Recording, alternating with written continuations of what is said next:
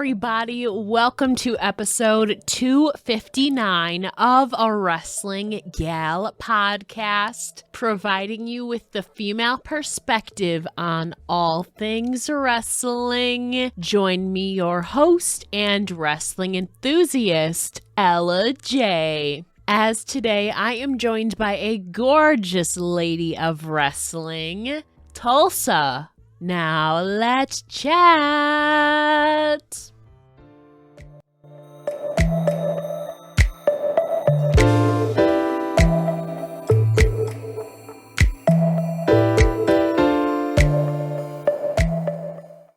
Hello, everybody. Today I am joined by a gorgeous lady of wrestling, Tulsa. So how are you doing today? Oh, it's great. It's hot, but it is what it is. And we in Texas, we just know to endure it. Yeah, we're in the middle of summer right now. It's been a blistering week all across the US. Yes. Like we were talking before we got on air, I am not really a particularly heat person, but I will gladly take my like 83 degrees today compared to like triple digits. So, oh, yes, yes. You don't even want to go outside. It's so bad. yeah, I mean, I've been staying inside all day in the AC. I will gladly take that. But I mean, first of all, before we get into everything, I wanted to give a quick shout out to our good friend Penn Ken of More Than a Wrestler for helping to coordinate this chat today. And of course, Yes. I thoroughly enjoyed the conversation he had with you on your podcast. So thank you, Penn Ken. And I'm super excited to chat with you today as well, Tulsa. Yeah, that's salute to Penn Can. I tell you what, he did a great job. He was wonderful. Even my sister, she said, "Wow, he's really good." And I said, he knows how to, make you comfortable and go from one thing to another. And so I tell him I sound like a hick, and I I never know what's going to come out of my mouth. So just, I'm glad we're going to have some editing. Of course. I mean, starting off, I think it's kind of like funny. Obviously, you're billed as Tulsa from Oklahoma and Glow, but you're actually from Texas. So, I mean, did you feel like you had to adjust or do some research to kind of differentiate yourself as an on-screen Oklahomian, if they call themselves that, compared to a Texan, or would you say their mannerisms and ways of speaking and behavior were pretty similar?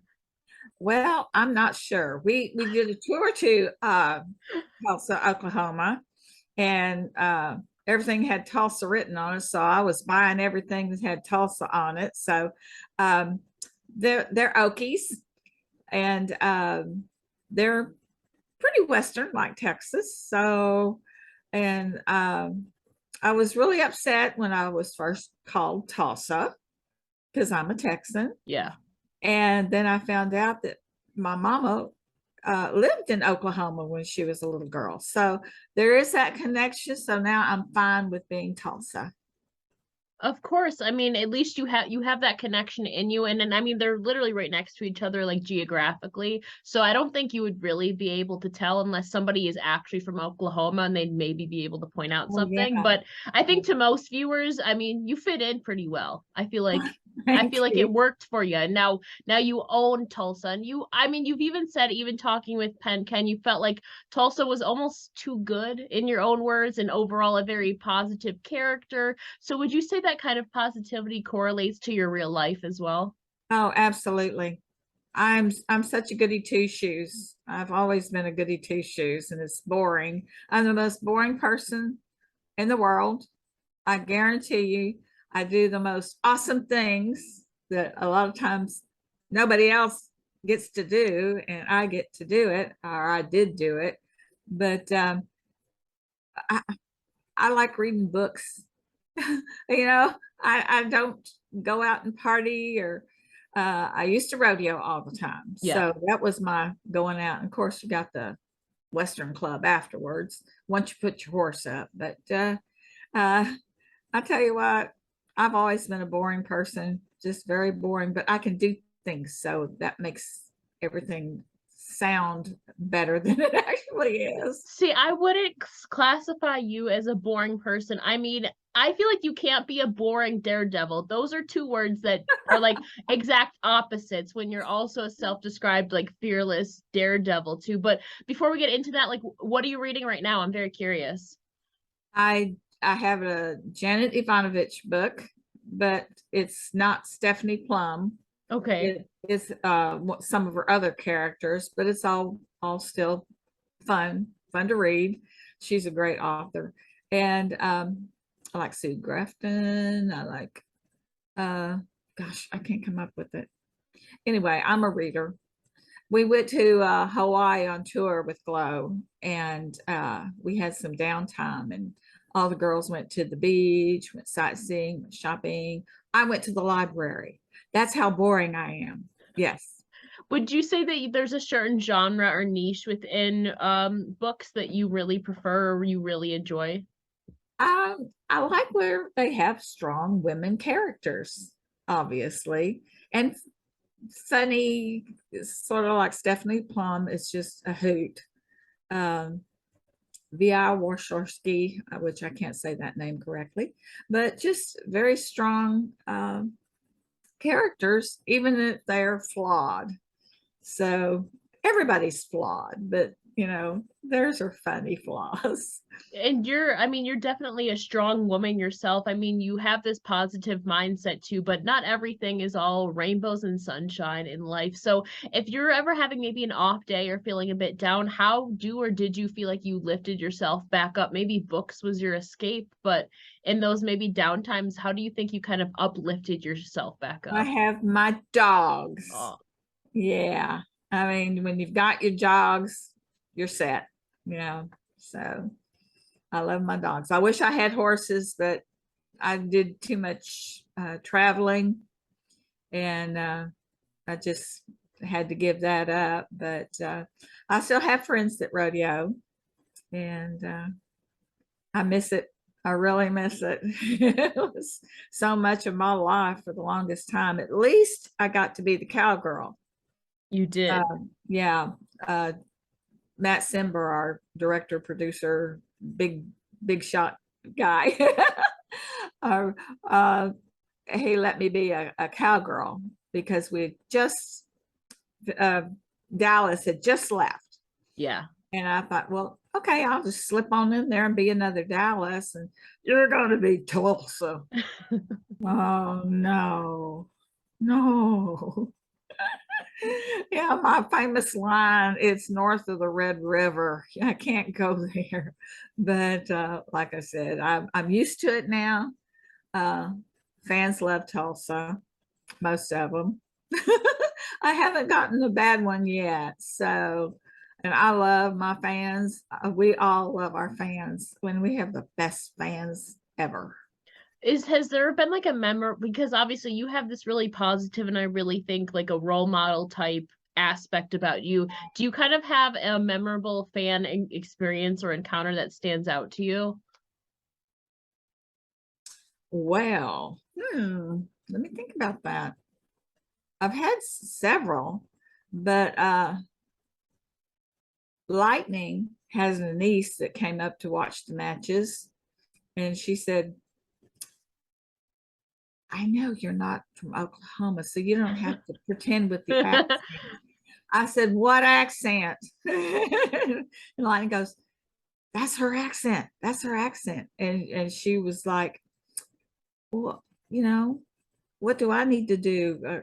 What do, just wanted to talk. And she said she wanted to do it and be a wrestler. And of course, she had Lightning to be her mentor, but she was asking me all these questions. I said, first thing you do is get your education. I just pound that into all of them because that is so important in life to have your education, at least your high school diploma.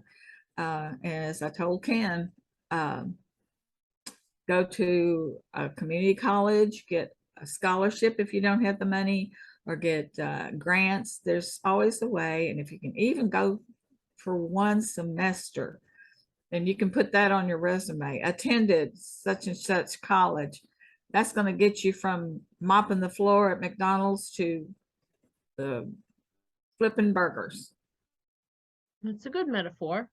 Yeah. To the head honcho, possibly. I mean, there's been many people throughout time who have climbed the ladder in whatever industry they were in. And I mean, you yourself, I mean, you were just involved in one industry. I mean, you were very fearless and daredevil-esque, which we'll get into in a bit. But I mean, was there ever any particular instance in your life where you really felt you pushed yourself outside of your comfort zone? I feel like there would definitely had to have been a few. When I was a kid, I was a daredevil. Yeah. Now I'm not. Okay. When you get to be the professional stunt woman that I've been for the past 30 years, the daredevil goes out the window. It's almost scientific what we do. And I don't do something I have qualms about, but I know how to ask, okay, you want me to start here? And where do you want me to end up? Do you want me to end up on my tummy, on my back? I make sure I know exactly what I'm doing. And that's true with just about anything. If you know what you're doing, you don't have the fears as much. But I know I can do it. That's the thing. I know what I can do. And I've done some amazing things. Yeah. Now, do you actually have any fears in life? Well, I'm not afraid of spiders, snakes, or things that go bump in the night, but I'm terrified of getting lost. Getting lost. I guess it's because when I was a little kid, I lost my mama in Sears, and Oh, I cried and cried and cried. So it's been my thing. I just can't handle. I get so scared if I get lost. But even though I've got the compass, and everything in my truck, it's a truck. I still have a fear of getting lost. But I had a snake, a boa constrictor named Balboa, and and I have a degree in entomology, which is the study of insects, and handled spiders, and so bugs don't scare me. scare me. I'm telling you, bugs like spiders, especially, are like up there on my list of fears. So, A lot of people. yeah. Arachnophobia, yes, yes. But I was on the set of a movie I was doing, and there was this big old wolf spider that kind of came into the set, and everybody was freaking out, and I just picked it up. I mean, it was like this big. These spiders get huge. People think they're tarantulas, but they're not, but they're almost as big as a tarantula. So I just scooped it up and walked it outside and let it go. No big deal. He was nice. He didn't bite me or anything. I didn't want him to get stepped on. See, that's how nice I am. I am. The little girls, they just can't believe I'm just such a namby-pamby person. But I think that's great, though. I mean, you are fearless, but you are also a very kind soul, especially in this day and age where a lot of people in general are selfish in today's world.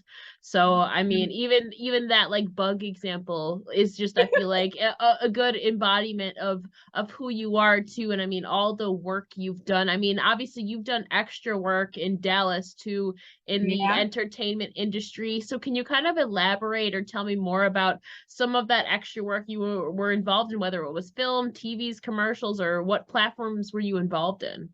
Well, everybody starts out being an extra. Yeah. Okay. And you get cattle calls, and you're there forever, and you get $50 and green turkey sandwiches for lunch. And then you get your SAG card. And then it is like going from I don't know, a VW Bug to a Rolls Royce. So then you get the good treatment, you get the catering, you get all the good stuff. And I've been SAG-AFTRA since 1991 is when I got my SAG card. So being an extra is really kind of fun sometimes if you have like a small amount of people. Yeah. You know, if it's a cattle call with 100 people, that's the worst. Try to avoid that. But that's how people start. And you learn set etiquette. You learn who's doing what. And us, you know, I I love the Teamsters and the special effects people. That's who I hang with. I don't hang with the actors and actresses. They're a strange group of people, you know. They're so talented and they're so focused.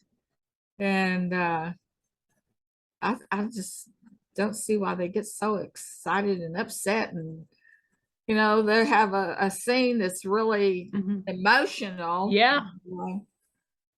And they're over in the corner getting you know, and I said, you're an actor. Act like you're emotional. Why are you doing this to yourself? And then I go and get set on fire. So you know. Yeah. I mean, I'm sure you've done some wild stunts in your time. Like you said, like 30 years doing that. What Yes. would you say? Can you kind of describe the riskiest or most difficult stunt you've ever done? I mean, being set on fire has probably got to be up there. Well, it is up there. But we do it in such a safe way. Don't do this at home. Yeah. You don't know what we do. We have special things that we do. The scariest thing I ever did was uh, double Lonnie Anderson in a bathing suit. That scared me to death. But and so she told the stunt coordinator, who is the boss of stunts, make sure my stunt double doesn't have a big butt. So here I'm going, you know, that exercise all women do where you're on the floor and you do. Yes. Okay, I did that over and over and over. Got on set, she looked at me and had a wardrobe get me a fake fanny because my butt wasn't big enough. It Oh wasn't my God. round like hers. And it took, two sets of falsies and tape to get her boobage, you know. But I lucked out. They were teasing me about the bathing suit, but I did wear the bathing suit, but we had a little tie up midriff and cutoffs with it, so I didn't have to actually go in front of a camera in a bathing suit. So that scares me. But, let's see. Um, the sequence I did on the fourth Texas Chainsaw Massacre, I doubled Renee Zellweger. Really? Yes. And the sequence we did, it was the hardest. It was the most involved that I've ever done. And Matthew McConaughey set me on fire. Now, is that a claim to fame or what? I think so. I Yes. think so. I don't think there's probably nobody else on the, well, maybe at some of the other movies he's done, but not many people can say Matthew McConaughey has set me on fire. Yep. Yep. So she was darling, you know, she's from Katy here in Texas, just, you know, not too far from Houston. And he's a Texan too. In fact, he's from Uvalde where that horrible massacre Yeah. happened. Yeah. So I was with some Texans. He was in actor mode the whole time. She was fighting June bugs and giggling over it. You know, she was just as sweet as she could be. So I really enjoyed doubling her. Yeah, I'm sure you've gotten to encounter your list of celebrities and actors and actresses Yeah. before. Have you ever felt like really starstruck? Uh Temple Grandin. I don't know if you know who she is. The name She's sounds familiar. there was a movie, I think it was Lifetime. Temple Grandin. She's an autistic woman, very high functioning, and she loves animals, especially cows. And she has a PhD in I don't know if it's animal husbandry or what, but she created a squeeze chute for the cattle on their way to slaughter that calms them down so they don't know what's going on, and they don't get all uh, excited and terrified, and which is really neat. But she was just remarkable. She was, and I got to double her. That's pretty cool. That's pretty cool. I doubled Kate Capshaw, Steven Spielberg's wife. And what was so funny, this is one of my favorite stories too, because I looked exactly like her when they got the hair and the makeup and the wardrobe on me. And I was standing there, and who comes up but Mr. Spielberg himself, kind of puts his arm over my shoulder and say, "Well, honey, I da da da da da." And I said, "I think your wife is still in makeup." And he goes, "Oh my God." Gosh. And she walks up, and they both just died giggling. They thought that was the funniest thing. And I was just, how about that? He thought I was his wife. Well, that means they did a great job, and you're actually the double. Oh, absolutely. That's happened several times where, I'm mistaken for somebody's wife or the star of the show or something. But no, that was one of my fun things that happened. That's amazing. I mean, I feel like you have to have, I mean, you're just so versatile, and it amazes me. It amazes me that you say you feel boring, but you've done so many cool I'm things. Like, to boring. me, it is not like, I mean, belly dancing too is something that, again, I find completely fascinating too. Like, is that something that came naturally for you, or did you kind of have to train your body to perform in that certain way? Well, when I was in college, my girlfriends and I all took community ed classes, Yeah. and they had belly dancing. So we took belly dancing, and it is so much fun. And I'm a natural dancer. I can pick up anything pretty much. And I got to make the pretty costumes, all these gorgeous costumes, and I did belly grams to help supplement my income, so I could rodeo. And those were a lot of fun too. But yeah, I would do it again. What kind of music would they play, like, during those belly dancing performances? Like, I'm Oh, very curious of what they would play. I had a tape of belly dancing music. Okay.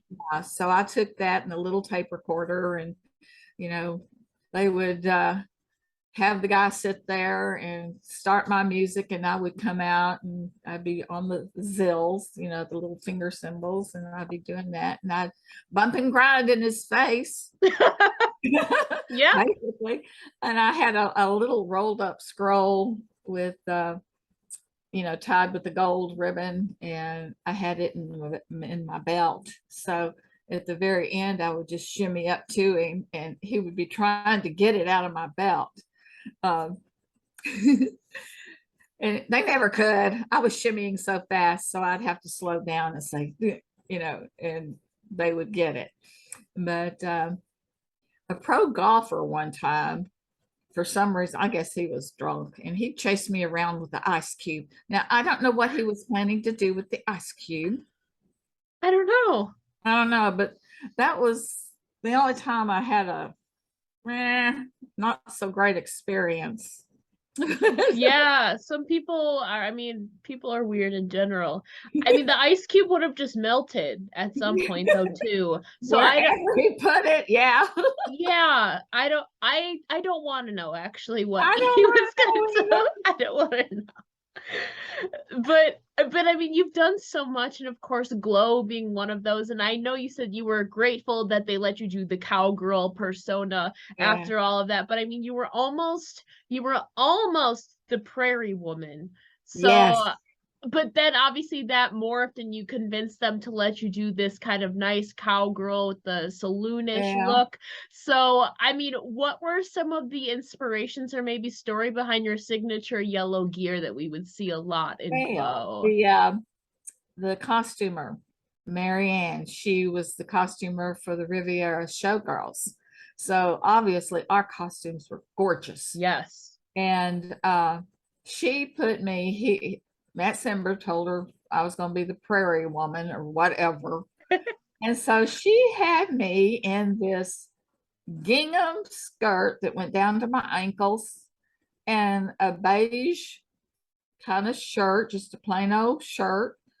And I just looked at her. I went, I can't even climb the ropes in this.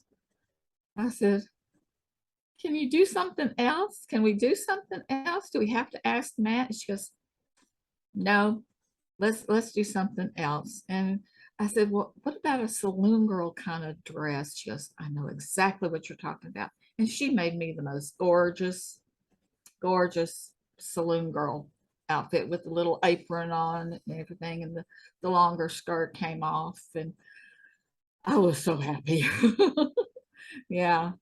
Oh, I said to Matt when he was making me Tulsa, I said, well, can I be anything but yellow? He goes, you're going to be yellow. You're going to be yellow. Your hair's going to be yellow. Everything's going to be yellow. And I learned then when you want something from Matt, you say you don't want it. And then he's going to say, okay, this is what you're going to do. You're wearing yellow right now, though, Yeah. which I find ironic. So, would you say you embraced the color yellow then since then? Yes. Yes. Yes. Okay. I have everything. My little, when I put hearts on the end of a message, it's the yellow heart. That's true. You did send the Yeah. yellow hearts to me. That's Yeah. true. Yeah. So I've learned to live with it, and I'm kind of fond of Tulsa now. But just that people are just respond to me as Tulsa, and I really love that. I really love Yeah, you have a great energy and like aura about you. Like, I mean, yeehaw too, but like you it. just have this really captivating presence about you, and you're very fascinating with your life story, and then also how you carry yourself is just overall like great, honestly. Oh, aren't you a sweetheart? Thank you. Thank you. But I want to clear up something too, Okay. because Ken always calls me a daredevil, and Okay. I don't call myself a daredevil. Oh, okay. Okay, I want to make sure people know that because what I do is calculated. It's, you know, I know step 1, 2, 3, 4, 5, 6 Hmm. until boom, and that's why I've never been hurt doing stunts. Oh, I got a black eye one time. Yeah. I was getting blown out of a building on fire, Hmm. and debris from the explosion just grazed Right me. in the eye. Well, it was this far from my eye, but I had all the protection and a mask and a wig, but I felt a little like flick. And so after I, cut and I took all the masks and everything off, and everybody was looking at me, and the security lady guard that was there, we always have security, she goes, do we need to call an ambulance? I went, why? Who's hurt? And she goes, look at you, look at your eye. I had this, you know what those giant jawbreakers look like? Yeah. It looked like there was one of those under my eye. And I didn't I didn't feel it. I just felt a little flag. And so I looked in the mirror. I went, oh my gosh. And she goes, we could call an ambulance. I said, why? I'm not hurt. I'm good. Don't worry about it. And so she just got me some ice, and I put an ice pack on it. But it took 6 weeks. That drained all down here, all down here in my neck. And it took 6 weeks. You know how it turns the ugly purples and yellows and greens and everything. Went through all the rainbow.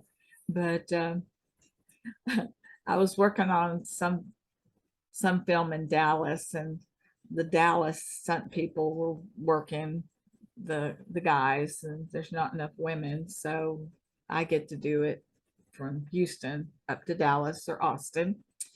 Um, and one of the Dallas guys said, "What happened to your eye?" And I said, "An actor." And he went, "Oh, isn't that the way? Isn't that the way it always goes?" I said, "Yes." Yeah. I mean, I lied through my teeth because I wasn't going to tell him I got this shiner doing a stunt, because we kind of hide that. We don't want people to know if we get hurt.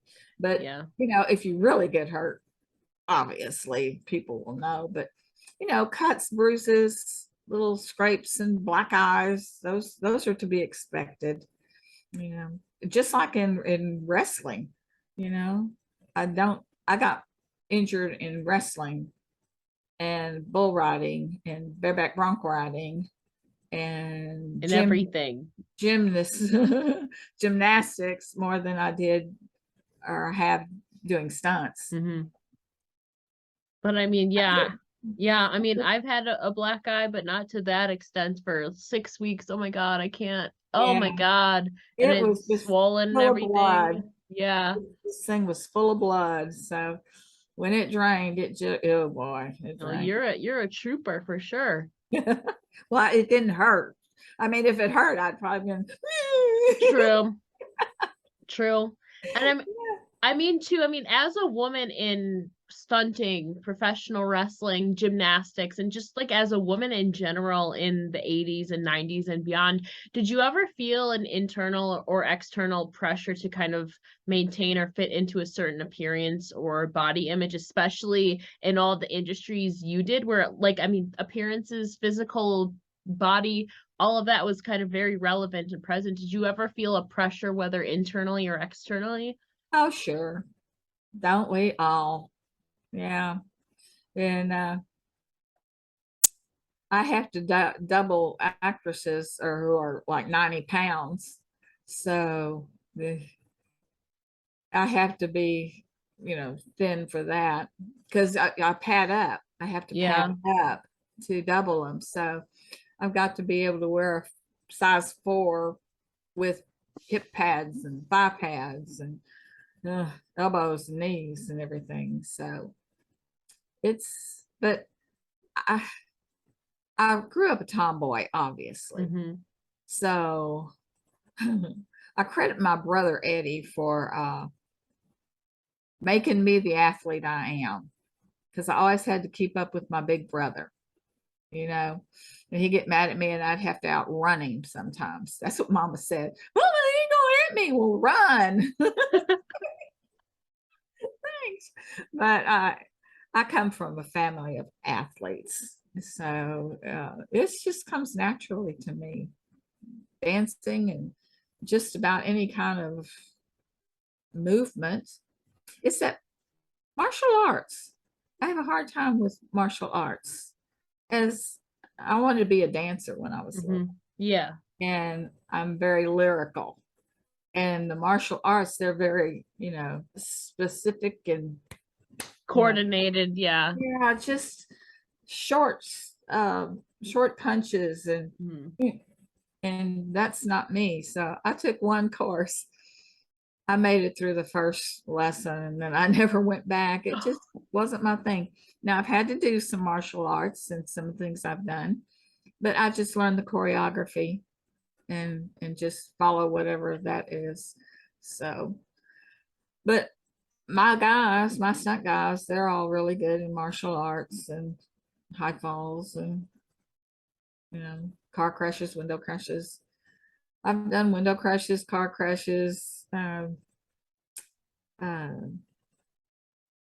falls, everything. everything, Basically everything. everything. Yeah. Everything. Yeah. Can you see this? Yes, I see the fire. Yeah, that's me. That's where I got my black eye. This was a commercial. High fall. This is me. This is a stunt man. This blows up and we fly over these bushes. We have mini tramps. this was just like a Wild West show. And that's my Tulsa dress. That's my costume. And he came running up and grabbed me, and I went behind him. But the first time we rehearsed it, I jumped as hard as I could. He pulled as hard as he could. He threw me over the horse's butt and over, and I hit the ground. We were both laughing so hard. Here's a window crash, and here's a three-way crash. I'm driving the bus, and we have to meet exactly where we're supposed to because we've got all these telephone lines and electrical wires up here. So we have to be in the exact same, right spot, or else we're going to do damage. So you've lived a wild life, Miss Tulsa. No. Yes. I come home and I read. It balances out. I mean, you live life during the day, and you deserve to go home, relax, read a nice book at night. I'm boring. Well, I tell you what, Hollywood and Lightning and Babe all helped me kind of get out and do stuff. They would drag me around, and they're wonderful. The Glow Girls are wonderful. They really are, and I love them all. I miss them. I'm still, obviously in touch with them. Yeah. And see what they're doing, but it's really hard not to be able to be with them because they do so many neat things like the Comic-Cons and conventions and all sorts of publicity things that I don't get to do with them because I'm in Texas. So yeah. I miss them. Yeah, I mean, the gorgeous ladies of wrestling were so iconic. I mean, even still to this day, like 35 years later, you're still hearing about the Glow Girls. Obviously, there was a Netflix show made about it. But I mean, in reality, I mean, not everything in life is super glamorous or glitz and glam. So what were some of those lesser glamorous aspects of your time in the professional wrestling industry, would you say, that weren't so glamorous? Oh, well, when we were on tour, there were some places that, well, not seedy, but not what we were used to. Yeah. We've had to work in rings that are not like ours. Even a man's ring, the men's ring is a lot harder than ours because they're so much heavier. The springs they don't give as much as ours did. So I'm not saying I'm trying to think. I can't think of anything that I would say, boy, I wish I hadn't done that. Fair enough. I know you were talking about in your chat with Pen Ken that you wish that there was more protection and stuff due to like knee pads, elbow pads with all the injuries and stuff. And I mean, in everything you did, I mean, you had those calculated risks in stunting, like with the protection, and I'm sure you had obviously the crashes were coordinated and all that. But obviously you didn't have that most of that same protection in professional wrestling, at least what it looked like. No. None at all. When we first started, our costumes were so beautiful and didn't want to mess them up with elbow pads and knee pads or anything like that. So it eventually, when the girls just started getting hurt, you get the same, hit on your elbow and your knee and all that. But I finally I just went ahead and made my own. I dyed a white pair of elbow pads and knee pads yellow and put yellow fringe on them. And I used those, but that was after we did the show. Yeah. And that was on tour. Yeah. Well, you can't see it. Never mind. But I mean, that's kind of ingenious. It like blends in with everything too, that you put fringe on it. It blends in with everything like seamlessly. It goes to like your overall presentation too. And obviously like again, this was before I was born and all of that. I mean, we've obviously had concussion protocols and all of the, like, I feel like more regulations in the last 3 decades Yeah, than there probably was. And again, I wasn't alive to know all the ins and outs and all of that, but at least from what it seems, it feels like we've definitely progressed in that way since then, that definitely. there's more protocols and stuff. Yeah, everybody wears protection now, and it's such a good thing. And the thing is, you can make them pretty. We've got very creative girls, and we could have done it, but nobody thought to do it. Yeah, and luckily times have progressed toward positively now that everything is taken seriously. A lot of these, or actually I think all of the big companies have these Yeah, protocols and guidelines and whatever they're called in place, to right. regulations in place to kind Yeah, of ensure, because like you said, don't try this at home. We see the commercials as a kid, don't try this at home, and you think you're yeah. we think as kids we can do this, and then you Uh, guys are putting your lives and your bodies out on the line each time you go out there. especially with fire. I Mm-hmm. mean, kids think they can just wear something wet and set themselves on fire, and that doesn't work. No. Water is a conductor of heat, and you will get burned. Don't play with fire, and don't let anybody hurt you. That's No. what I tell people who want to be in wrestling and want to be doing stunts. I said, don't let anybody hit you in stunts. Not wrestling, but don't let Yeah. anybody hit you in stunts, because it's all fake. It is all fake. The stunts, we use the camera to get angles where Goals. it looks like, just give you a big old punch, and there's no need. They go, well, we need the reaction. You can react better when you're not in pain. Mm-hmm. Okay. When your jaw's dislocated, you can't make you know, Yeah. make the reaction that you need. And what we do in stunts too is, you get hit and you go flying back. Well, if you really get hit, you just drop like a rock. So that's just for the movies, for TV, for entertainment purposes. And like when they get shot, they go fly back, and Yeah. you get shot, you drop. Dramatic. Yeah, it's a dramatization, I think is Yeah, the right word. the Yeah. dramatic. Rather than reality. Yeah.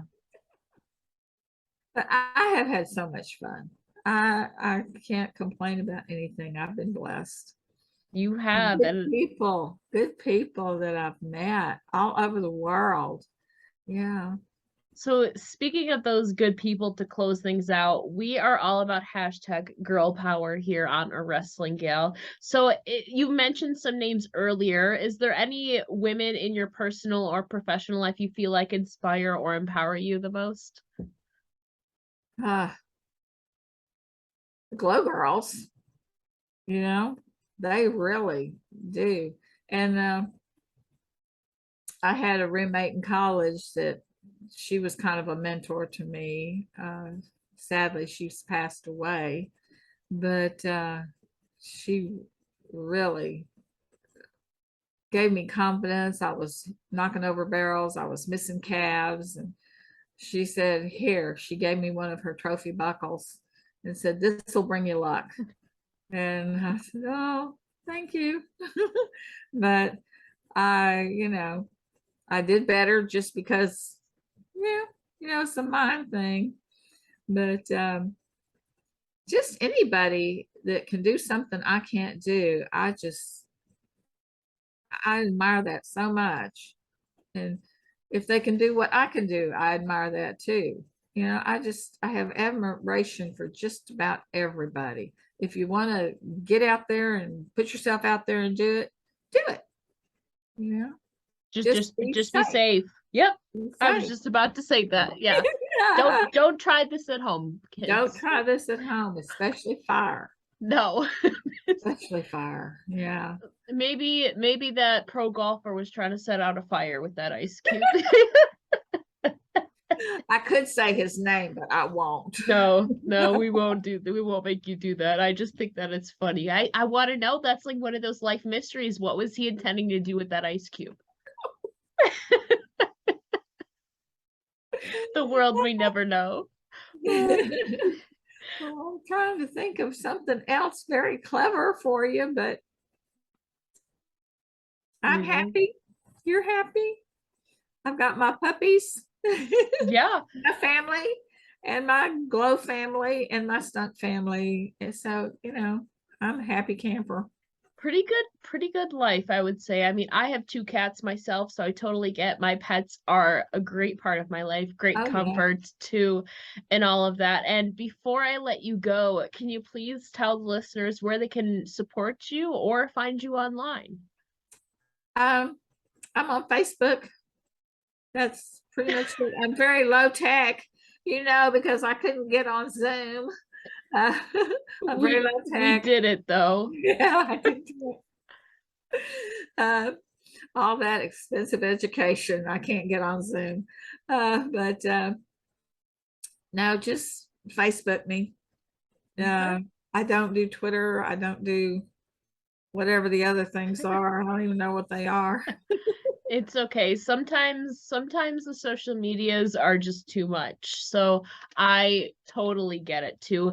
And Tulsa, Jody, it's been an absolute pleasure chatting with you here today. Thank you so much. Oh, I had so much fun. Thank you. Thank you so much. Thank you. And of course, it was great to see in your background too. You got everything, a glow, everything stunting too. I feel like it's a great representation, kind of a vision board too, as well. Okay, we'll go with that. Great memories for a great life of Tulsa, who's actually a Texan. So thank you so much again, Tulsa. Thank you so much. I appreciate it.